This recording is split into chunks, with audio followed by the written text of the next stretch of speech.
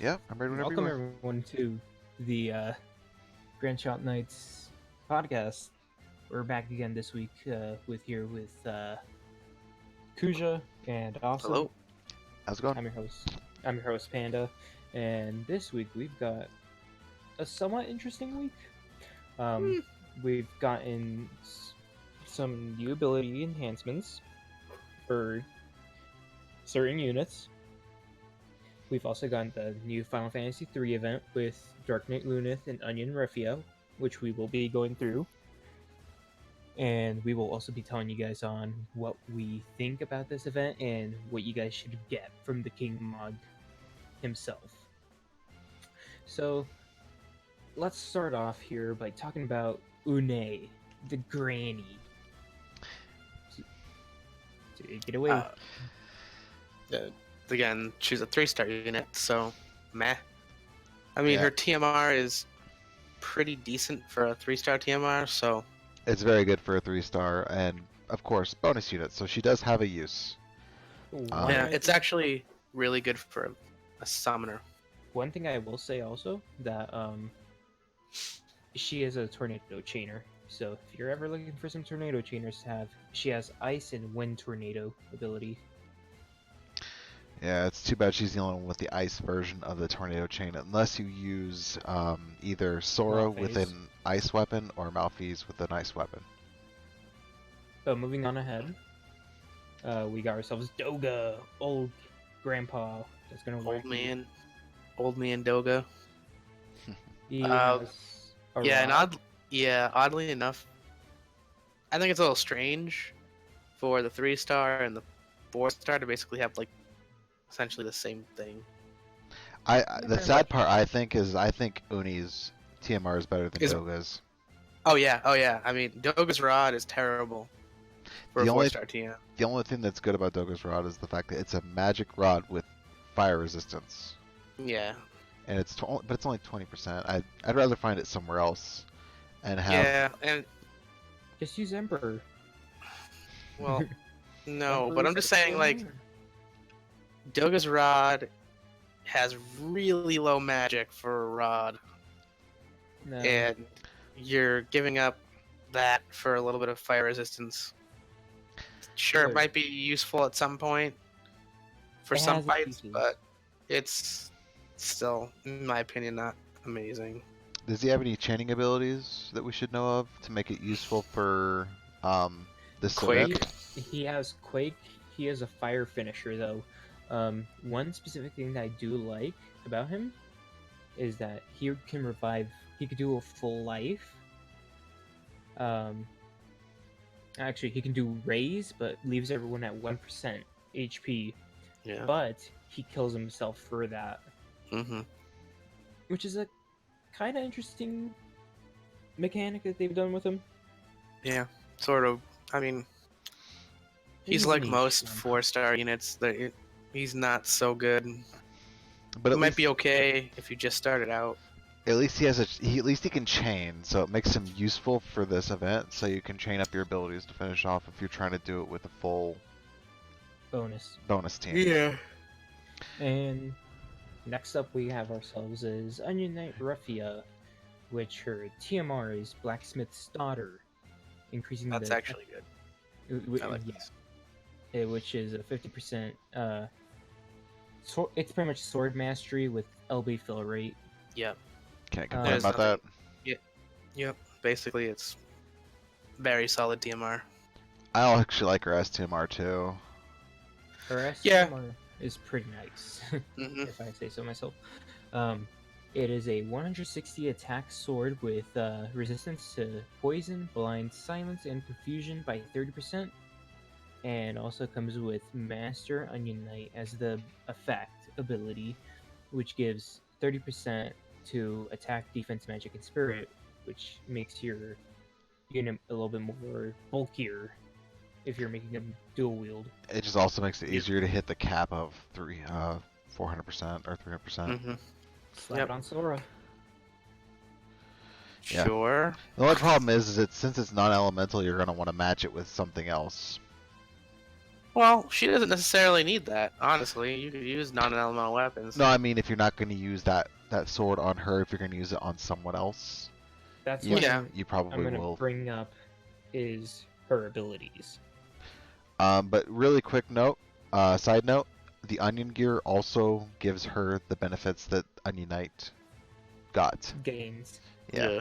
So which are decent. It's really good for if you're a starter. If you just started, it's amazing to start off with. it's free really gear. nice to have. I mean, it's 15% with his with the armor, or 15% HP added on top of it with the armor, which is super useful because it's really hard to find HP on armor, and then a little bit more resistance to some ailments on the helmet. But The gauntlet's alright, I guess. well, the gauntlet is it's useful in the kinda- sense that it's 15% For the attack for percentage. newbies, but again, Lance is mediocre. Right, and you're not using it very. If you're gonna, like, You'd probably avoid using it. In my Mhm. opinion, the best thing about this gear set is the armor. The helmet and the armor. The, Um, the helmet's okay. the helmet's okay. The armor's good though. Very Yeah, good. the armor's. Yeah. Well, moving on to her kit is Onion Knight Refia is a Imperiler and imbues herself and then can chain along with it. So pretty much her blessed abilities is going to be giving out a 60% imperil of that specific element. It gives Refia that specific ability and unlocks Hacked Pieces, which is a... Hold on. I pulled it up. Yeah, It it is a 5.5 times Yeah. modifier, which Onion Knight- chains with onion slice. Yeah. One thing I will say is very weird about her is that she works really well with normal Onion Knight if he's enhanced, which yikes. That's expensive, yeah. Yeah, you don't want to touch that with a 10-foot pole, in my opinion. The biggest I problem would- I have with the fact that imbuing and then using onion slice is the fact that her imbue itself does not have an attack. Right. So for one turn, you're not doing damage. Onion Knight has Another- an attack with his imbue. Yeah. And another thing that I am not super stoked about with her is she's only got one chaining family in its onion slice. Which is not a terrible chaining family. It's a No, fairly it's easy one to not use. it's not a terrible chaining family. It's just that a lot of the newer units that we've been getting have multiple chaining families. That's kind of what I'm getting at. Yeah, that does benefit, but onion slice is in a few of the most common, like, Yeah, I mean it's okay. all-rounders, like Sephiroth and Lauren, and I can't think of any more Aurora. off the top. Aurora, there you go. Yeah. She is a very interesting unit for this. Mhm. Good for like new players, very bad for recent players, like Well- veterans in a way. You can be using her as an imperiler and a buffer. Is how I used her in JP. And I think she kind of, and so like in my opinion, Gumi would have been better off holding this unit back longer. Either that, or just Giving giving her a her the bigger buffs, buff. or just giving her the buff you wanted to give her. She wouldn't have made waves with that buff. No, she would have been comparable to the units that are in the meta. She'd have been comparable to the true double hand meta units with true dual wield. Yeah. Which, yes, that would have been. I mean, but she would have been more. That would have given her more reason to pull for her. Mhm. My biggest problem is the fact that it feels like you have to take turns off. Her cooldown skill, which is supposed to be her strong skill, like it is a strong skill, 12 times modifier, but it's 20 hit. Whatever the hell this is supposed to be for frame delays. I don't think it changes. I don't think it changes with anything. Yeah, exactly. So it makes it hard to fit her in a team in that sense, because unless you're gonna use her more supporty. And if you don't use her LB to buff the modifier on her abilities, her abilities have a really low modifier. Yeah. Because if you really look at it, her hack to pieces is 5.5, no Plus, ignore. Just remember, at level 120, she does get a 1.5 plus modifier to hack to pieces. And Full that makes speed, it but it's still under shutter. mediocre. Well, no. 7 times It's modifier. good with 7 times hack. modifier is pretty good. 7 times modifier is pretty good. Then after that, using her LB will give you 10 10 times modifier, which is good. Which is good. Also, her resistance down for multiple elements is fantastic. 80% is actually pretty good for multiple elements. Usually you only get above 70% on a single element. Yeah, so I mean her LB is good. It's fine. I like it, but it's not something I'd invest LB in No. pots and. Well, you don't No. really need to because You don't it only need to. It's just the damage. Yeah, You- it's just damage. Yeah. Oh, wait, it's no, just never mind. damage. It's the fire It, imperil too. it, and it yeah, affects it's them the peril. imperils Yeah. does affect, yeah. Yep, It- so you do need to do it. But it's still not something you need because the 3 times modifier is more what you're hitting for. But yeah, the bonus is having the 80% to resistances. If this was either more resistances or a higher resistance amount, it would definitely make her more viable. But she's kind of she has the problem. She has a lot of usefulness, but she kind of falls flat with being useful, really useful in one area. Right. And that's kind of how I feel about her. She feels like a jack of all trades, master of none type.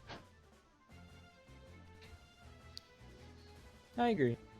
I used her more as Yeah. a buffer in GP, from my experience. And the one thing that sucks about her is being a dual wield unit. At the moment you're automatically Bad. nerfed in a way. And since we don't, Your damage. and since we don't know her enhancements in JP, it's like, You're taking a okay, huge gamble. yeah, you would be Yeah, I taking mean- a huge gamble. She doesn't really give anything super beneficial, and I think you'd have to assume that she's gonna get the true dual wield increase with her enhancements, but you don't know what that's gonna be. yep. And any other thing? Would you guys recommend this unit? No. Not at this point. TM's nice. Yeah, TM's nice, but Yeah, her TM is extremely nice because LB fill rate is just hard to pass up on in general with an attack modifier. But I mean, if you get her, then yes, she is a good unit. But fighting for her, I'd probably wait for the next banner.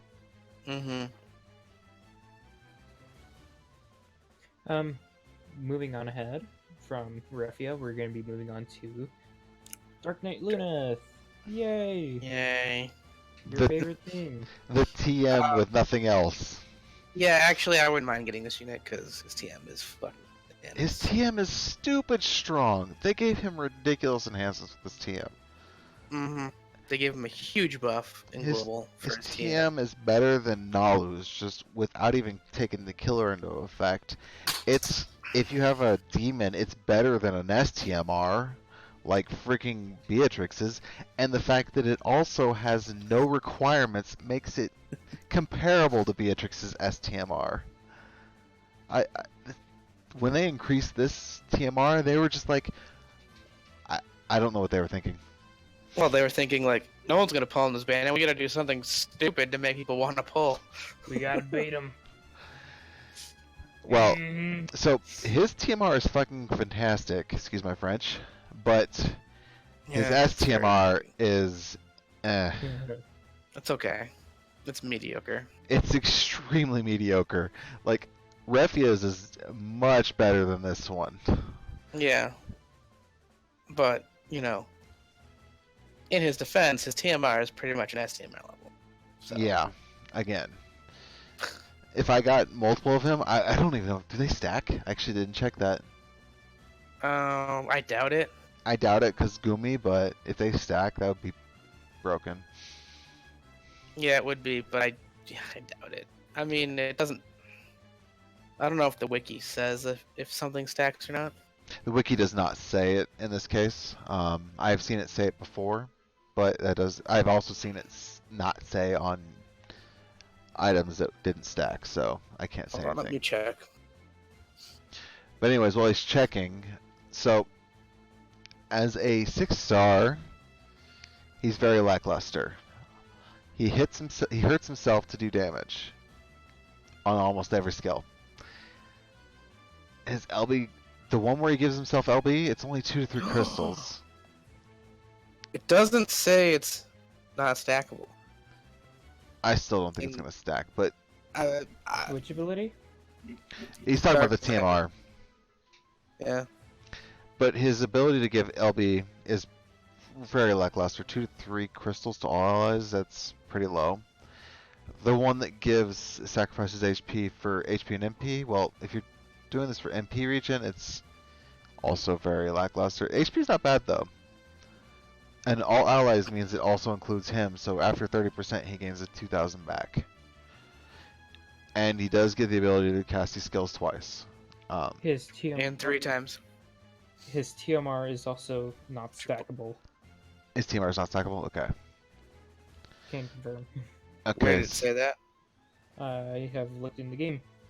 I was looking. Oh, okay. Yeah, no. His That's breaks aren't bad, but they're not good. They're attack and defense, magic and spirit on 2 different skills at 50%. But you're also still sacrificing HP for it. Basically, on this unit, you're sacrificing HP with every skill. At 7-star, he does get triple cast with his TMR, which is thumbs Pretty up. Because you can combo 2 of these skills with a drain to make it so you don't, kill yourself. Yeah. Or you, Or you can use it to activate your perseverance buff, which is probably what you want to do. but the thing is even with all these skills, even triple casting every single one of his skills, he's not going to kill himself unless he's already hurt. So, like Dark Blade, this is the closest one to kill him. The strongest skill. It's 33%, so 3 times is 99%. You just have to kind of notice that your HP is either lower than 1% or lower than 99% to know that you're going to kill yourself with it. Yeah. His cooldowns. Just an FYI, his triple cast is actually a buff from a global buff. He didn't have that in JP. Yeah, he did not have that in JP. I don't think it really makes him much better, but the only reason I ever use this unit is for the killers, because he's basically a finisher with triple cast, with and melts massive amounts of demon and aquatic killer. Yeah. Like I think if you're using his TM, and his LB, he has like 250% without anything else. So it's stupid how much killers he's got. Yep. His LB, it does even more killers, and has a bunch of damage. The 22 times modifier basically because they ignore 50%. Yeah. If you max it out. Yeah, I mean it's really not worth maxing out because it's only 1.5 times multiplier more. Yeah, but the benefit to his LB being the way it is it's not elemental. Like, some of the skills up here are elemental, which... Actually, they are not. He is completely non-elemental. He just has the ability to decrease dark resistance. Except for darkness. Darkness is the only elemental skill. Which kind of makes him good because you could slap him on with different elemental weapons without having the dark element locked to him. Yeah, but the problem with him is still the fact that he is hurting himself, so you have to focus on his HP before you decide what skills you're going to do. One thing I will say about that, he does recover HP per turn. Yeah, he does. And he has 3,000. abilities that can also heal him. Yeah, but that's after the fact of you doing abilities. So it's similar to how, like, what's his name? STMR, Deletas, where it does 2,000 damage no matter what, even if you recover it, it's still after the damage is taken, because the damage is taken at the beginning of the turn in that case. This one, it's taken when the skill happens, and then after the skill has happened, you'll regain some HP back. So if you take damage from the enemy, and then you're going to cast skills, you have to pay attention to how much HP he has left over. Yeah, but I mean, also you can sit there and heal up after, just rather than before you attack. You know what I mean? Well, I know, but unlike Dark Knight Cecil in this case, Dark Knight Cecil's enhancements allow him to basically get back all his HP after he's attacked. Because it's like Right. 10,000, 9,999. This case, he does not have that. He does have 3,000. But that's Which is Pith of Destruction. Which is LB. it's with his TMR. for. Yeah. So he does get 3,000 back after his turn, but you still have to pay attention to how much damage that you have taken for how much damage you can take while doing attacks. So like, for example, if you get hit at all, you're pretty much not going to be able to triple cast his strongest skill. You're going to be able to dual cast it and then do something else. Right. Well, but you could dual cast that and then drain. Yeah, I'm not going to argue that fact. I'm just saying you And have to actually pay attention to his HP a lot before you decide what skills you're going to do. I mean, and the fact that he's got triple cast now, compared to in JP where he's doing, I mean, even if you drain every turn, put yourself at full health, he's still doing more damage than he would have been doing in JP. Oh yes, he's much better than he was in JP. I just feel like he still has a lot of problems. No, yeah, I know, I agree. I don't think he's super amazing, but I don't even know why maybe he'll use him against demons or whatever. But I really wish they would have just gotten rid of these skills, because no one would ever use these. Which ones? Poisona, Blinda, Cura. Cura's way too weak to be useful, because his spirit's going to be garbage. So 400 HP plus a 3 times modifier, 3 times 200 is nothing. So what, 1,000 HP at most for the entire team? I think it would have been better if they would. I'd rather just have them gone, period, so it'd make his skill list less cluttered. It just feels like clutter to me. So, other than this guy's TMR, do you guys think he is worth anything? No. He's not worth pulling now, but like, depending on how his enhancements are, might change him up. The problem is his enhancements are like a year away. Yeah. So I wouldn't. I can't recommend pulling for him. No. Nope. Unless Be happy if you pull him randomly, or unless if you're pulling for bonus, but if you truly need some true double hand gear, this is probably one of the best true double hand items currently in the game. Or materia. It's the best true double handed materia in the game, probably. yeah. Because it's the most consistent. So, like, for example, you can move from great swords to bows to anything. Yep. And it has demon killer. So, yeah. It's very good. Pull for 1 or 2 maybe if you have a lot of true double hand units in your character kit, but otherwise. So, wow. Let's moving on to the event. The actual event. Cave of Shadows. In this event, you're going to be able to get back, again, the Onion gear, which can still benefit Onion Knight Refia, and if you still do have Onion Knight and you don't have any other better units than that, which is a shocker, honestly, here's your chance of getting this again. Yep. Again, his chest piece and his helmet are actually still very good. They're not like fantastic, but they're still 15% HP is nothing to laugh at. I like the knife, honestly. The little dagger, the lust dagger. Oh, and this banner, yeah, the lust dagger is definitely the best thing in this. Yeah, That's sad. Katetsu is just okay. If you need a dark weapon, though, grab it. It's cheap, 15. Yeah, the only thing is I think we currency. already had a dark katana before. that Yeah, was from a boxing it- event missed it. or Yeah, one he of these missed it. events. it's about 10 Yeah. attack less than this, so it is technically an upgrade, and it's still fairly cheap. 15k currency is pretty easy to laugh at. It's when you start getting to the 100k currency that's an issue. Like this 30k one, I don't think the gauntlet's worth 30k. Mm-mm. No, God no, it's not. The other two, The other two items are way better than the gauntlets. yeah. Besides that, we have the normal shitty materials here. Only have if you're the- new users, they're these even useful.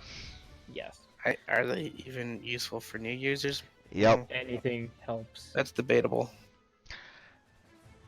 Anyways, Angel earrings, I would definitely get these. If you do that's not have Freya's if trust you don't mystery. if you don't have a pair of these, then grab them because 50% dark Dark resistance is Is a lot.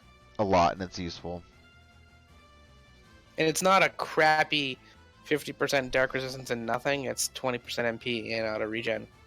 And the auto regen's pretty garbage, but Yeah, It's but I mean, it's better than something nothing. else. Yeah. Also, always get that guaranteed 5-star ticket. Something that's not being shown here is that there is the UOC ticket, which is 150,000 currency. Yep. Always get it. UOC is really nice. It's probably one of the strongest tickets you can get in the game, especially when you hit the 10 mark. But man, is it hard to get that 150k. In my opinion, it's probably depending on how new you are, it's probably my, Least of my if you're concerns. brand new to the game, I would get the Lust Dagger probably first, the guaranteed 5-star second, followed by the Onion helmet and armor, and then I might expand past that. Angel earrings are Depending really how far awesome. on how far in. It's hard to recommend the 150k for new people because it's so hard unless you get a lot of unit points for this. But unless you're doing like elite and legendary, you're gonna try to make your money's worth. Problem is though, you have to be able to beat it. Yeah, no, that's why I said if you can't beat elite or legendary, I would probably just focus on that method. I'd go for Lust Dagger first, because Lust Dagger will be very useful, especially with the item world enhancements. Because if you can get High Tide on the Lust Dagger, that means you get 150% LB fill rate, which is that's fantastic. Makes the game a lot better, especially for units like Zargaboth or Nicole or any unit where you're gonna use a lot of the LB. And then just because Onion Helmet and Onion Armor are, even without the Onion Knight units, they got decent stats. And they're fairly cheap.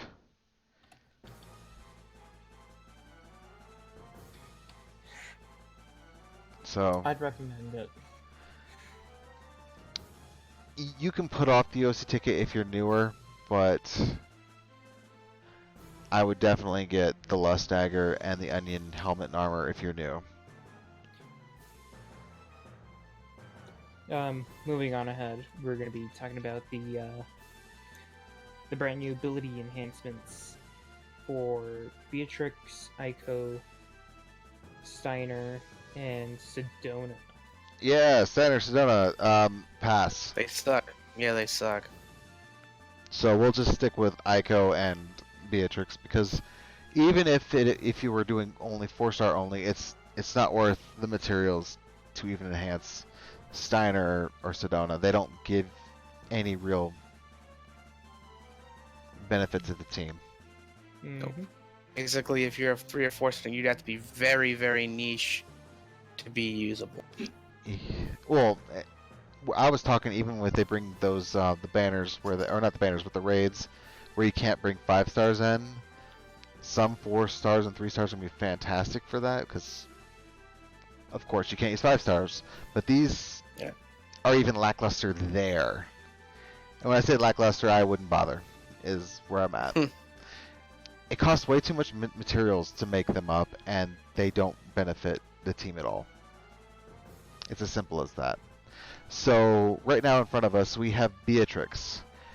She is amazing now. Yeah, she went from being really bad to really, really good. So if you do not have any of the top tier breakers, and you have her, Yes. do this. She will be your best breaker unless you have Lauren, 2B, Kryla, or who's the last one? Oh, Auron. Auron, yeah. If you don't have any of those breakers and you have Beatrix, enhance her. You For have the a love top of tier God, breaker. enhance her. Yeah, she might not hit past 70%, but I mean, 70 is still good enough. 70 is still fantastic.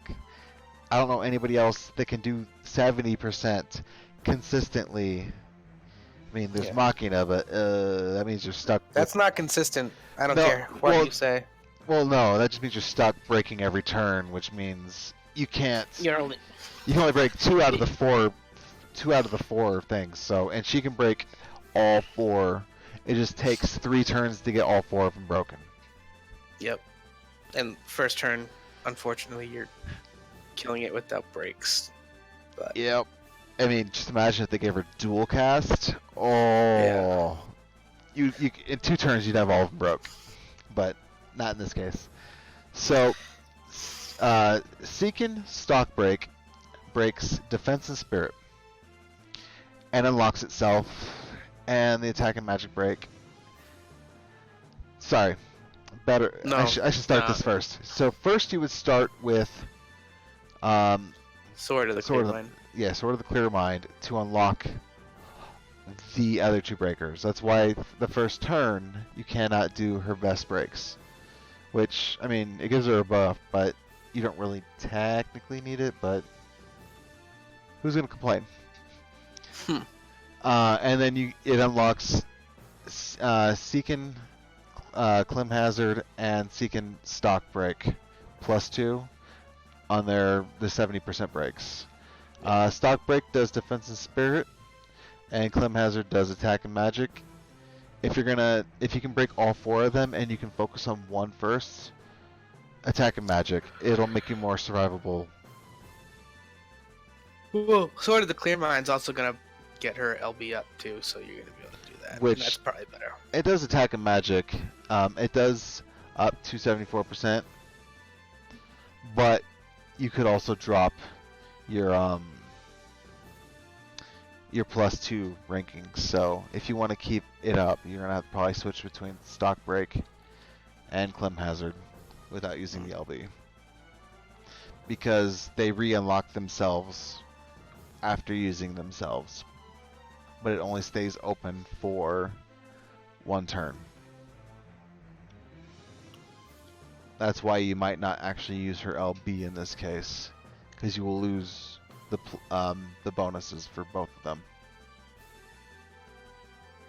And of course, if you're using her the passives are just, Bananas. well, they're not bananas, but they I'm- give her a lot more Uh, damage and MP.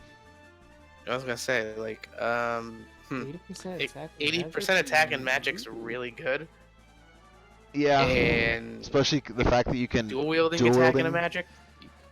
It's pretty good. dual wield a sword and a great sword, 160% right there. They made her easier to build than any other unit in the game, pretty much. Except I don't think she gets dual wield stock, so you still need dual wield.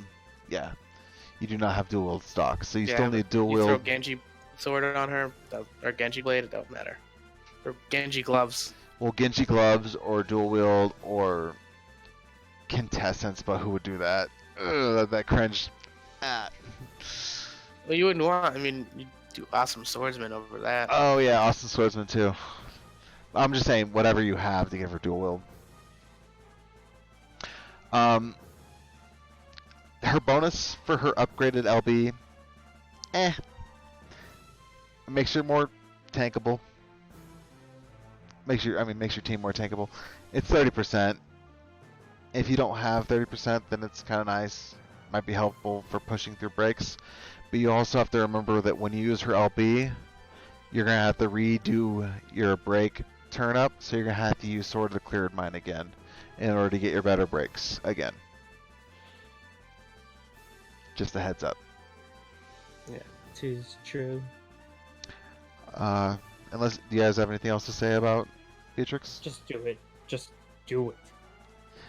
If you don't have a breaker, do it. Just do it. Even if you don't, even if you do have one, do it. It's worth it. I probably won't do Two it. spots. She can fill 2 spots, breaker and chainer. Yeah, but the problem is though with the chaining is the fact that again, when you do the chaining ability, you're going to be breaking her the Sword of the Clear Mind. Because the Seiken Saintbringer, which is the one that I guess it just chained with Absolute Mirror of Equity. Yeah. But the other ones are all one hits, so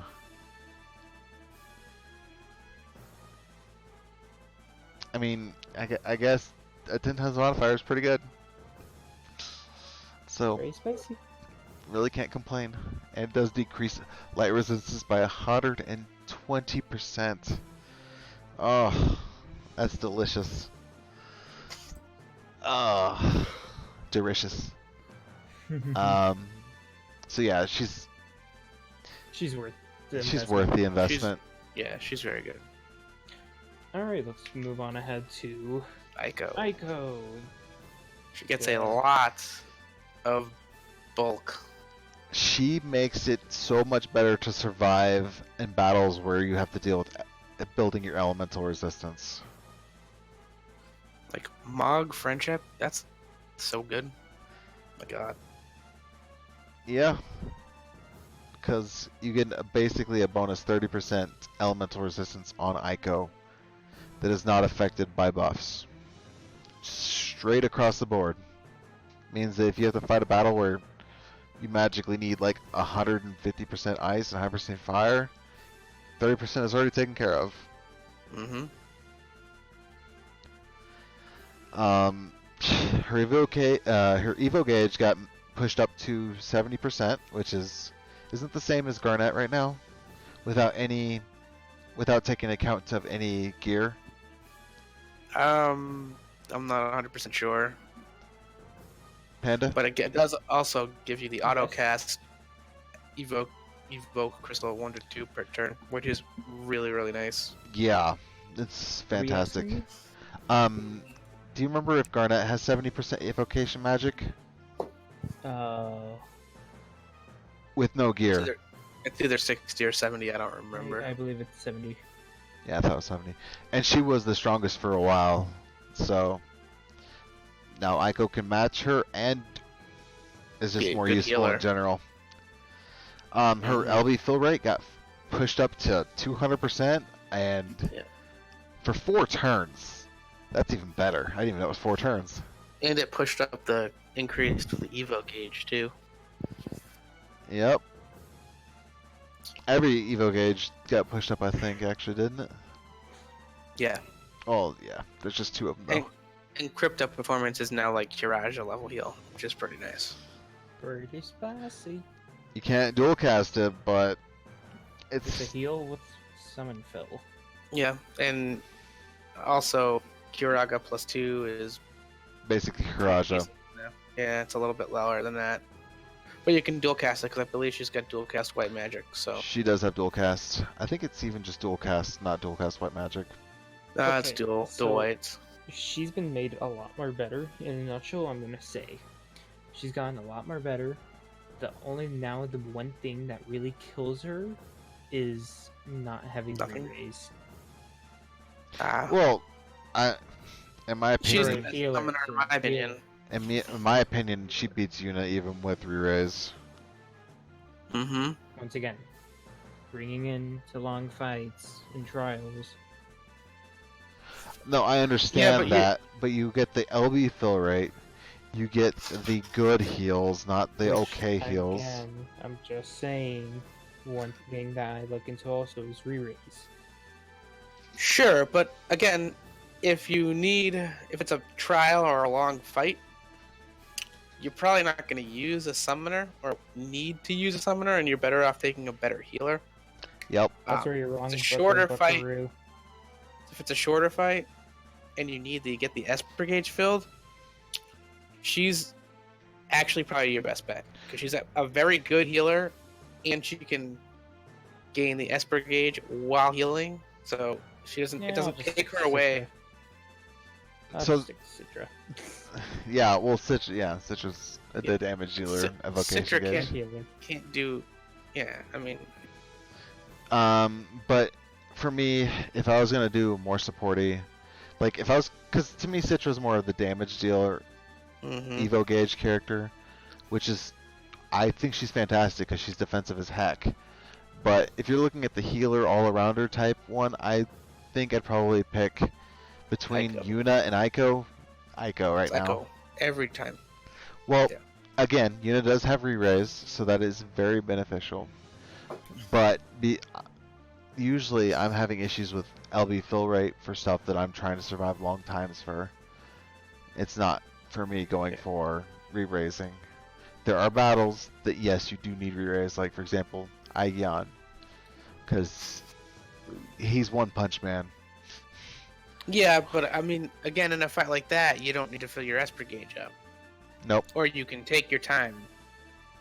And you, Well, in my opinion, you wouldn't be using a summoner in that battle anyway. You'd be using If you do a need to do regular healer. if you do need to use a summon though, because the fact that you can only get summon balls on the main body and not the arms, it does make having a unit that can bring up evocation gauge, if you do have to summon, it does make Yeah. it more useful.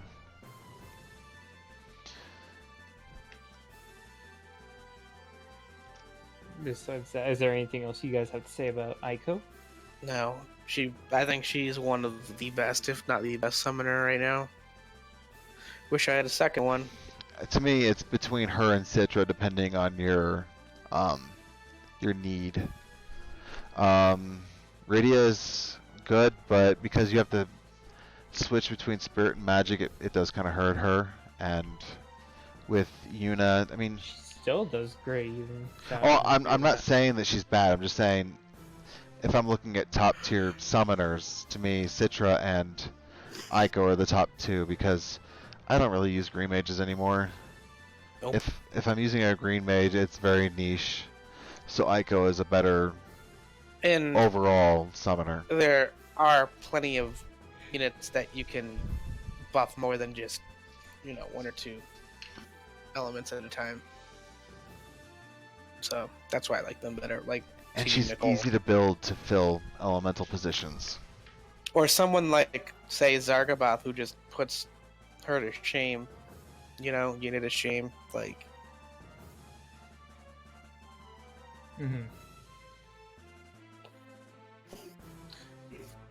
Oh, anything else you guys want to say? we got prisms in the trust coin shop. So oh yeah. if you for have 8 near units or the Dragon Quest. Dragon Quest, you can grab the prisms now. Yeah, remember they will be going away after a while. Yeah. But that's gonna be in months, probably. Yeah. Oh, So still another- get them while you still can. another thing to note, what do you guys think about them putting in the EULA about macroing? I don't think that really changed anything. So Honestly. I think the macro is still focused on the fact that you cannot have an app on top of Yeah, I think it's just FFBE? trying to say that. not like Nox or BlueStacks or whatever. If you're using a macro on those, I think you're still perfectly fine because they did mention this before that they just didn't want an app running on top of FFBE. And I Well, think they're just worried about hacking in that case. yeah, they're worried about hacking the server, like people when. That's what they're worried about. They're not. They didn't change anything about macroing. They changed part about cheating. Well, they did update the wording, and it did mention macro again in a different spot, which I think made some people nervous. But again, I still think that has to deal with they don't want an overlay on top of FFBE. Right. Not that they care about like Nox or BlueStacks, because they have not come out and officially said that Nox and BlueStacks or whatever are not allowed anymore. Yeah. Because they literally it's more did about before come back. raid stuff. Yeah. That's what they're worried about. But People were hacking into the raid, and they were, we were. But they did mention Infinitely. before the Nox and like the iPhone and stuff like that were allowed, and they weren't going to punish us for that before. Is all I was trying to say. They also said they're not responsible if something fucks up while doing it. Yeah. So, like if your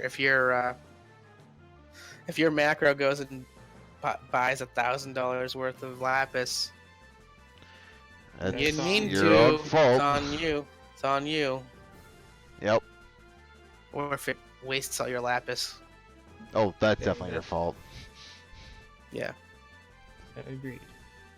But I mean, again, macroing is not as needed as it used to be because we've gotten so much moogles now. So Well, they have gotten us a lot of logos, but I still think people are going to macro, especially Yeah. because trust coins are useful. But Yes. I just wanted to make sure that people knew that they had not said that Nox and BlueStacks and Memu were illegal to macro with. It's just, I think it's still an update on the fact that they don't want overlays on their game. right. And those are built into the device, not overlaid on top of the device. Mm-hmm. Anything else, you guys? Nope, I think we're good here. Anything else from you, Kuja? No, I think that's pretty much it. Oh yeah, Alright. Panda, what was the update time frame in JP for the prisms? Was it every 3 months? 3 months. It was every 3 months. Yeah. And I'm pretty sure it's probably going to stay the same. So, I mean, and technically, we got in- the prisms early. Well, for Yeah. 2B and A2, but yeah. Well, no, like in general too, because they didn't get the mixer system for another month. And we just had to wait really? month before we got our crystals. Yeah. But every 3 months the shop will restock, or they will be adding something new. They Yep. always add something new every 3 months. Yep, that's just what I wanted to make sure that that was known. Well, I'm trying to explain it for the people that don't know this. I know. Every 3 months they restock, they put in new stuff. After a certain amount of time, which is usually like 6 months, then they start pulling out some prisms. This is what they did. They already kicked out the Dragon Lord and East Arc prisms in JP. And added in the Xenogear ones. I will say in JP, I did see the Dragon Lord for 2 versions, so I'm not sure if they refresh them or not. I don't think they're going to. They do. Well, so does it mean you can buy 2 prisms? Yes. Ah, As long as you get it within a 3-month time window. okay. Hmm. Well, I didn't remember that, so sorry. That's interesting. But yeah. Okay. You were saying? Yeah, I was gonna. Well, I can't totally forget what I was gonna say. Alright. Well, that's gonna do it for today, you guys. We have our Discord down below in the description. We have also on the Twitch page, which we've been streaming other games besides FFB, like randomizers, normal playthroughs of other games. And Yeah, typically it's me and Panda that are both streaming, but I have no idea what my next game is going to be. So, if you guys enjoyed it, press the like button, share it with your friends, subscribe, and we'll be seeing you next time. Ciao. have a good one. Yeah, have a great one.